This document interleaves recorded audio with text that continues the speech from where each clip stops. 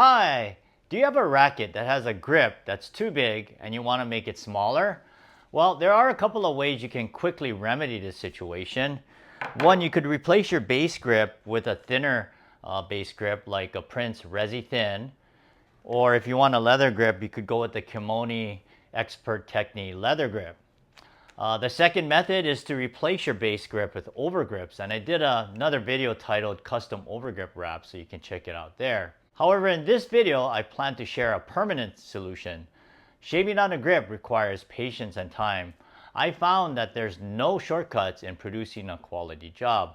So if you're ready to take the plunge, I'll share a method that I've developed that will help improve your technique and maintain even bevels. All right, let's go outside. Normally when I shave down a grip, I like to work outside because of the fact that it gets pretty dusty. But with the wind picking up today, I think we better go back inside. Before you decide to shave down a grip, you need to make sure that the grip, the pallet, is the type that is shavable.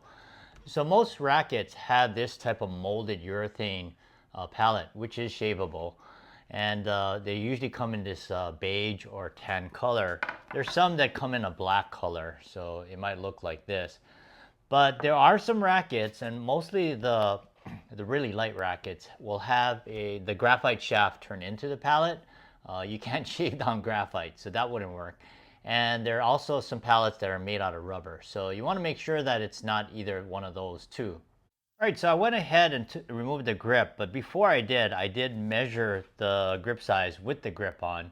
So you always want to make sure what the before is, and then you want to compare it to the after. So it was a true 4 3/8. So I removed the grip, and you can see that there's a double stick tape under here. And you want to make sure you remove everything before you start shaving it down. Now I have a list of all the things that I'll be using in this, so if you want to check out in the video description all of those items, and I'll be mentioning what I'm using as I go along. But I'm actually working on a piece of cardboard here. Like I mentioned, I normally like to do this outside because it gets kind of dusty, but anyway, I'm using the cardboard, and you can use newspaper, but you just want to make sure that everything, all the dust that you're making is going to be captured on that, and you can easily just throw away the newspaper. So now that I have all the double stick tape off, I want to remove the butt cap, and what I'm going to do is make sure I use an awl that's strong and it has a strong tip. You don't want to use your stringing awl for this, so you want to remove the tack, all the tacks that's securing the bumper guard onto the pallet. There's this one extra tack here that was actually holding on the grip, so I'm just going to take this one out first. Now you need to be careful that when you're prying this, that you don't want to be angling the awl towards you, so I'm going to do this the safe way. And just make sure that I put it down on the table, and I'm just really trying to get each staple out. So I'm going to go ahead and remove all four.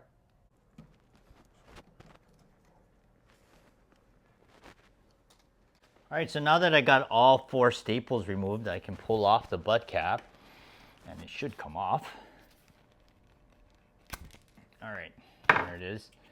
So this is a 4 3/8 butt cap, and I will replace it. I will be replacing it with a 4 1/4 butt cap later when I'm done. So I'm gonna go ahead and I'll show you what the pallet looks like right now. So the goal is, in the end, is to take off each side of the grip, all 8 sides, evenly. So what I'm gonna do next is I'm gonna protect the racket at the top part of the right above the pallet. Right here, because there is a chance that you might actually scratch that surface. So I'm going to use a painter's tape here, and I'll just tape a good couple inches up from the top of the pallet, again to protect the racket.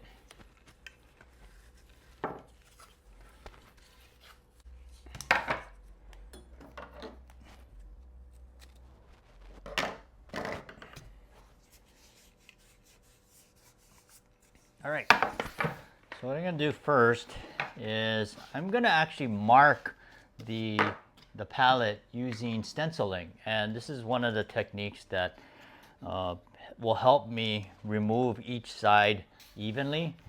So when I use this stencil ink, I dedicate this one for this purpose because it does tend to kind of mess up the tip. So what I'm going to do is just brush it on or paint it on.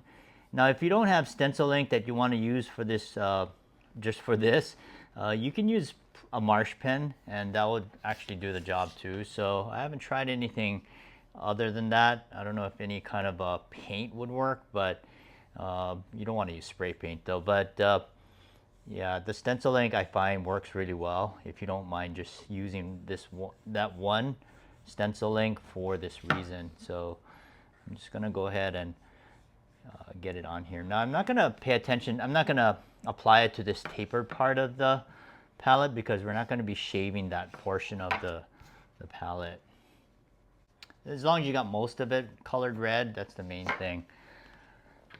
And so the next thing I should have done actually before I did that was to measure the pallet before. Now we know that the grip size is 4 3/8, but we want to measure the pallet to make sure we're going to be shaving down exactly one grip size. So I'm going to go ahead and take the measurement here, and I'm using my my grip sizer that I developed, and I'll flash a video of this tool that I made. So I'm going to go ahead and measure it here, and it's right exactly at 4, which is a 0, size 0. So you can see that right there. And so that's perfect because typically a grip will be about 3 sizes if you're going from the pallet to the actual size after it's wrapped. So what I need to do is bring it down to 3 7/8 on this as I shave it down. All right, so the next step is to roughen this up. So I am going to use this is a sanding sheet that's used for, I think they use it for drywall, but I'm going to be using that. I'll be using a Surform tool to do most of the removing of the grip, the pallet. And then I'll also be using a file to really make sure that I can fine tune or do the finishing touches on it. So what I find is before I use the Surform tool is that it doesn't work well when it's really smooth. So I'm going to actually roughen up the surface using this the sanding sheet. Now it's important that when you go ahead and make a pass, or when you're shaving it down, is that you're actually going the full length from the top of the pallet to the bottom, and you're not going back and forth, because you want to make sure that you're again taking off the same amount on each side. So what I'm going to do first is I usually start with this flat side. It's the easiest because you can lie your racket flat on the table. So I'm just going to go from the top of the pallet and just go down, and I'm holding it with my left hand here. And I'll just make a couple of passes, but again, it's just making a full stroke going down. And I'll do that on each of the 8 sides. But I'm going to go from this side to this side and flip it. So I'm going to go 1, 2, and then I'm going to go over to this this one right here on the edge. 1, 2, I'll flip it this way. 1, 2. So now I'm going to address the 4 beveled angled edges. So I'm going to bring this to the end of the table so I can actually come down here at the end. So, and again, I'm trying to make sure that I stay flat, keep my sanding block so that it stays level or flush with the beveled edge. It's 1, 2.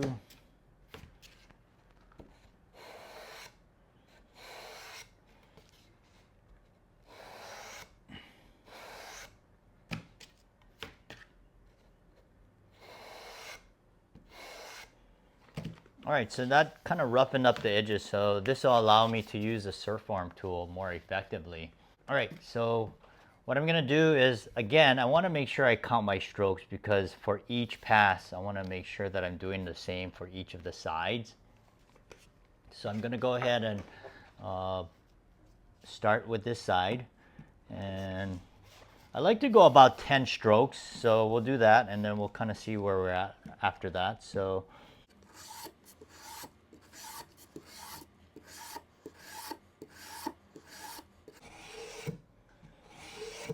All right, so you can see that most of that red came off, and there's a little bit of red here, but I'm gonna just leave that for now. And I'll just flip it over to the other side. I'll do it in the same order. So I'll do the two sides on this flat, wide bevel.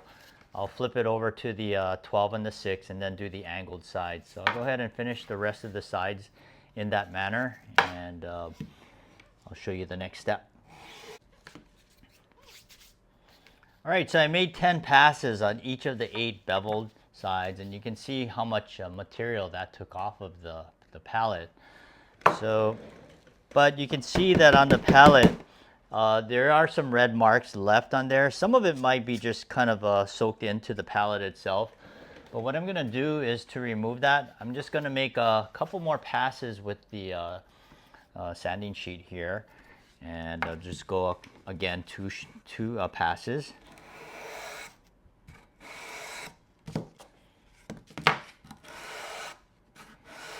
Yeah, this one has a lot of red over here, so I'm thinking it must have got soaked in, really got into the pallet. I can't take that out with this, but we'll see after I file it down, because the file will be the final fine tuning. All right, so I'm gonna go ahead and file a little bit more. And now when I use the file, I really try to make sure that I'm again going the length of the pallet instead of sawing at it this way, because there is a tendency sometimes that you might go heavy in the middle and not so much on the two ends. At least that's what I found when I was doing it when I first started. So I'm just going to go ahead and take a couple of passes here, again going in the same order that I did with the sanding block and the Surfform tool.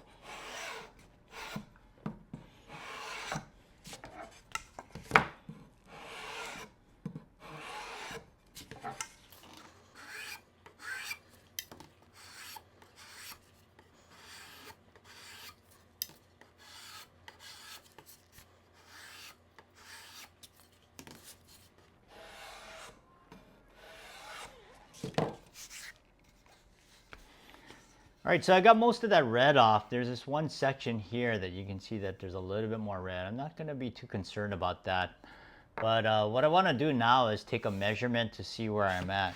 Typically when I do one round like this, it'll reduce the grip size by about half. So if you just wanted to go a half size down, then that might be all you need to do. So what I like to do also is to measure in 3 areas of the grip. So yeah, we're halfway there. It's right between a 3 7/8 and a 4-inch, which is 0. So I'm going to take the measurements in the 3 areas, and this is how I can also see how consistent I am in terms of my technique and what I'm taking down in each of the portions of the pallet. So they're all coming in right between a 3 7/8 and a 0. So that's good. And then I'll double check to make sure that it does look uniform in terms of the bevels at this point, but it looks pretty good. And so what I'm going to do is just do another round of all 3 that I just did. So I'll go ahead and take care of that and come back to you when I'm done.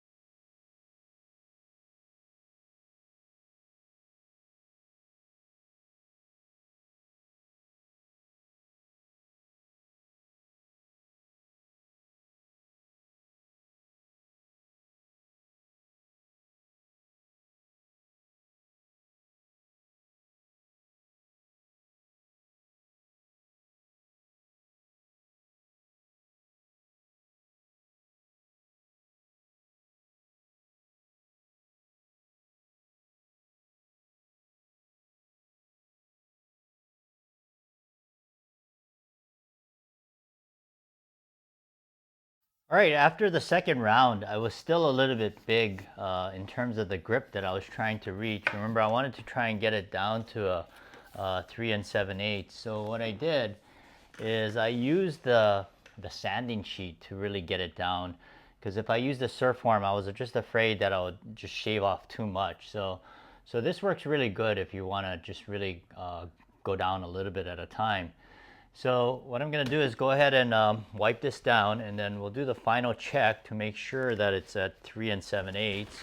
And what's good about this grip sizer is that you can get it really snug, so it's easy to, it's really accurate, I think, than using sewing type of measuring tape.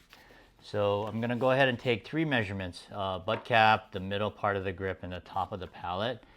So I'm going to go ahead and wrap this around, and it should line up to the number 7. So I'll bring it up so you can see it right there. And then I'll slide this over to the middle. Trying to keep this thing snug, but it's right at the 7. It's just that when I lift it up, okay, there it is. So I don't know if my finger's in the way, but it's right at the 7. And I'll bring it up here to the top of the pallet.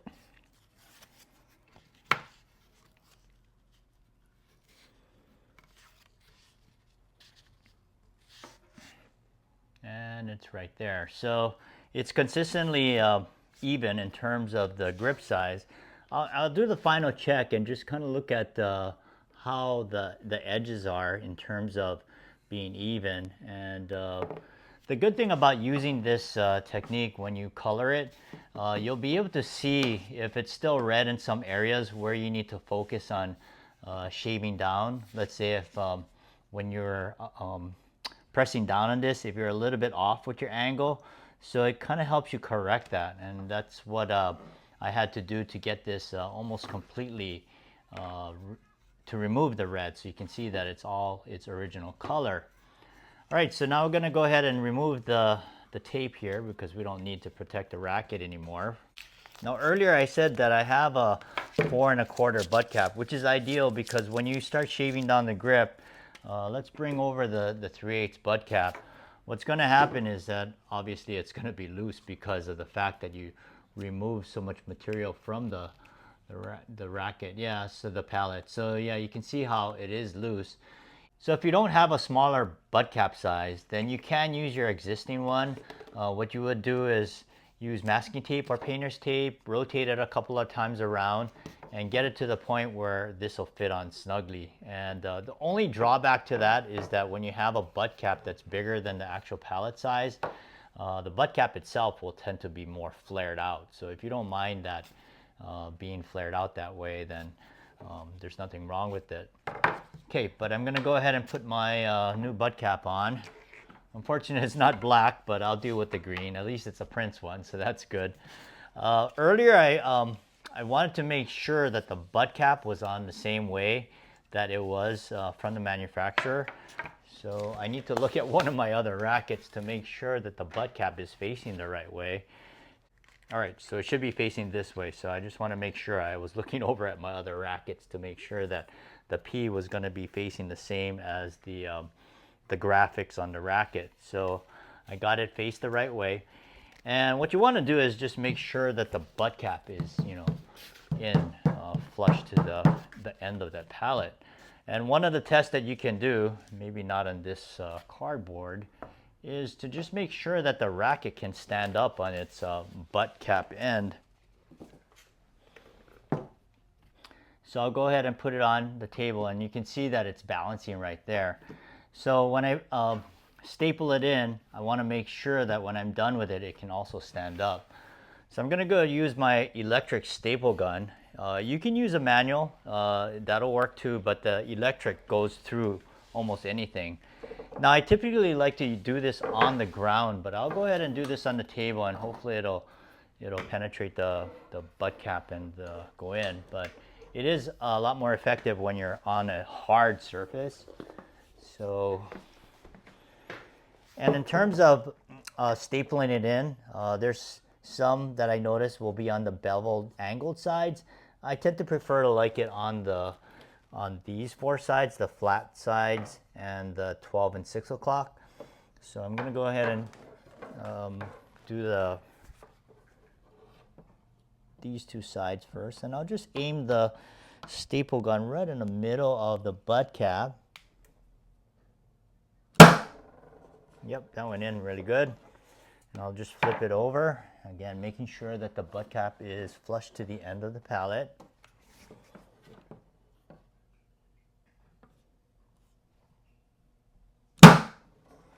Now before I tack in the final two, I just want to again make sure that it can still stand up and make sure that it's still even. If I have to make any adjustments, then I'll kind of wiggle the butt cap accordingly, but looks like it's not standing up. So sometimes it might be hard because if the butt cap has a raised logo, then of course it won't be able to stand up like this. All right, so that's good.